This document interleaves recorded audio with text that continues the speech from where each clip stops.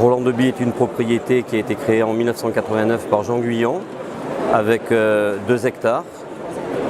Jean Guyon s'est passionné pour le vin et s'est diversifié sur le secteur de Bégadan en achetant le château Laclar et le château Tourcéran.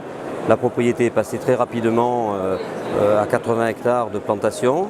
Cette année, Jean Guyon s'est investi dans l'achat du château Gressac, ce qui représente 95 hectares de plantation supplémentaires.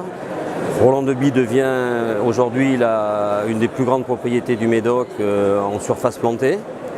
Donc les cépages, alors Roland de Bie est une propriété un peu atypique pour le Médoc, puisque Jean Guyon a fait ses plantations en fonction de ses goûts et a privilégié le merlot, alors que c'est le cabernet qui est privilégié dans le Médoc.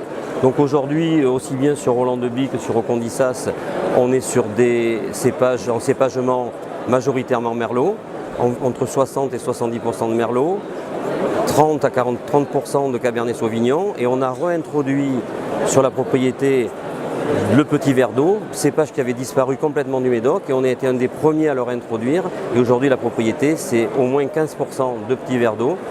Aucondissas, il rentre dans Aucondissas 20% de petits verres d'eau et 10% dans Roland de Bie.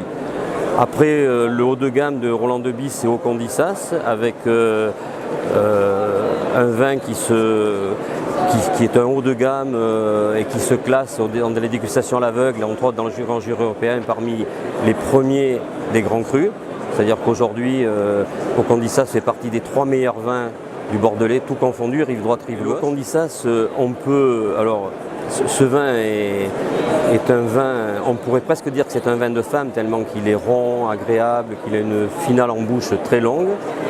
Ce vin, on peut le boire à l'apéritif, sans problème. Et ce vin, on peut aussi le déguster sur des palombes, sur du gibier, sur des viandes un petit peu costauds, mais sur de la viande rouge aussi, sans problème. Voilà.